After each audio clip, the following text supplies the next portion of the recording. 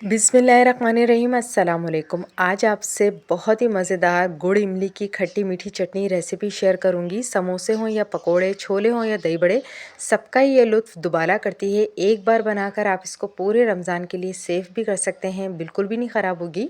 गुड़ इमली की चटनी बनाने के लिए सबसे पहले मैंने इमली ले ली है। मैंने 1 पाव इमली ली है। वज़न के अंदर ये 250 ग्राम है। इसके अंदर 3 कप गर्म पानी डालकर इसको अच्छी तरीके से मिक्स करेंगे और 2 घंटे के लिए रेस्ट पे छोड़ देंगे। आप इमली को ठंडे पानी में भी भिगो सकते हैं, लेकिन गर्म पानी डालने से इमली बहुत जल्दी सॉफ्ट हो जाएगी और गुठलियों पे से पल्प आसानी से निकल आएगा।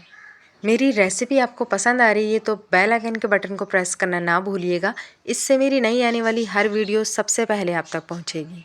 2 घंटे बाद इमली बहुत अच्छी तरीके से भीग चुकी है और गुठली पे से सारा पल्प इसका निकल आया है।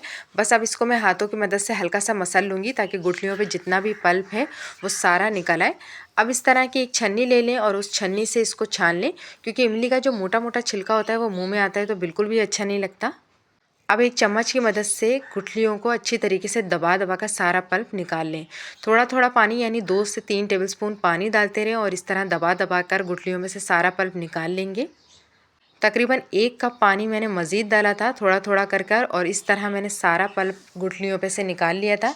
तो अब इन गुठलियों को हम वेस्ट कर देंगे और इस पल्प को हम अलहदा कर लेंगे। इमली का पल्प तैयार है चटनी बनाने के लिए। और अब आते हैं हम गुड़ की तरफ। तो ये मैंने 400 ग्राम गुड़ ले लिया है। इमली मैंने 250 ग्राम ली थी, तो उससे थोड़ा ज़्यादा आपने गुड़ लेना है। अगर आपके पास गुड़ नहीं है तो आप इसकी जगह चीनी भी ले सकती हैं। गुड़ के मैंने छोटे पीसेस कर लिए थे ताकि घुलने के अंदर आसानी हो। गुड़ को अब हम पकने के लिए रखेंगे। तो एक कढ़ाई के अंदर मैंने सारा गुड़ ऐड कर दिया है। अब इसके अंदर मैं 1 कप पानी डालकर इसको मीडियम फ्लेम पर 10 मिनट के लिए पकने के लिए रख दूँगी। जैसे जैसे ये पकता जाएगा, गुड़ मेल्ट होता जाएगा। तो ये देखिए तकरीबन 10 मिनट मैंने इसको मीडियम फ्लेम पर पका लिया था। गुड़ बहुत अच्छी तरीके से मेल्ट हो चुका है, एक शीरे की शक्ल में ये आ गया है। बस अब इस पकते हुए गुड़ के अंदर हम इमली का पल्प ऐड कर देंगे। इमली के पल्प को गुड़ के मिक्सर में अच्छी तरीके से मिक्स करेंगे चम्मच की मदद से। और अब इसके अंदर कुछ स्पाइसेस ऐड करेंगे। सबसे पहले इसके अंदर लाल मिर्च का पाउडर ऐड करेंगे। 1 चाय का चम्मच मैंने लाल मिर्च का पाउडर लिया है। आप अपने हिसाब से मिर्चें कम ज़्यादा कर सकते हैं। 1 चाय का चम्मच ही इसके अंदर मैं नमक का ऐड करूँगी। 1 चाय का चम्मच भुना कुटा ज़ीरा ऐड करेंगे। आधा चाय का चम्मच इसके अंदर काला नमक ऐड करेंगे और आधा चाय का चम्मच सौंठ का पाउडर यानी कि अदरक का पाउडर ऐड करेंगे। अदरक का पाउडर हाजमे के लिए बहुत ही अच्छा होता है, इसलिए इसको ज़रूर ऐड कीजिएगा। तमाम स्पाइस डालने के बाद इसको अच्छी तरीके से मिक्स करेंगे और अब इसके अंदर आधा चाय का चम्मच कलौंजी का ऐड कर देंगे।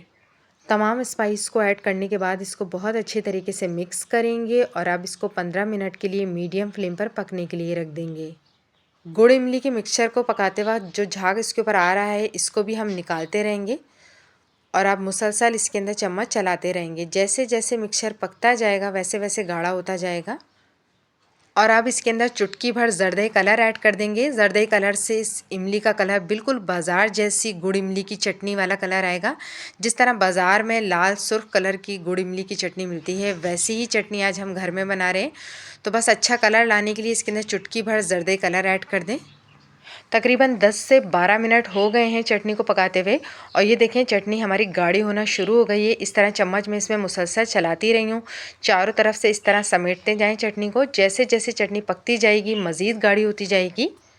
तो ये देखें 15 मिनट हो गए हैं चटनी को पकते हुए और बहुत अच्छी तरीके से चटनी पक चुकी है, गाढ़ी भी हो गई है। किसी भी कॉर्नफ्लावर या मैदा को ऐड करने की ज़रूरत नहीं है। इसके बगैर भी बिल्कुल बाज़ार जैसी खट मिट्ठी गुड़ इमली की चटनी बनकर तैयार होगी।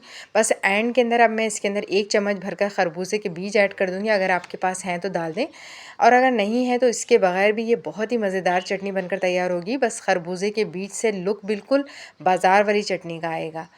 तो बस गैस की फ्लेम को ऑफ़ करेंगे और इसको ठंडा होने के लिए रख देंगे। जैसे जैसे ये ठंडी होती जाएगी मज़ीद गाढ़ी होती जाएगी। ठंडा होने के बाद इसको सर्व करेंगे। तो देखिए अब मैं आपको इसकी थिकनेस दिखाती हूँ कितनी गाढ़ी हो गई है ठंडा होने के बाद। और कलर भी देखें बिल्कुल बाज़ार जैसा आया है। आप इसे किसी एयर टाइट जार के अंदर डालकर 1 से 2 महीने के लिए फ्रीज़ भी कर सकते हैं, बिल्कुल भी ख़राब नहीं होगी। आप इसको पकोड़ों, समोसों और दही बड़ों के साथ खाएं, ये बेहद मज़े की लगेगी। तो आपको मेरी ये रेसिपी पसंद आए तो अपनी फैमिली और फ्रेंड के साथ शेयर कीजिएगा, लाइक कीजिएगा, मेरे चैनल को सब्सक्राइब कीजिएगा, अपना फ़ीडबैक ज़रूर दीजिएगा। अल्लाह हाफ़िज़।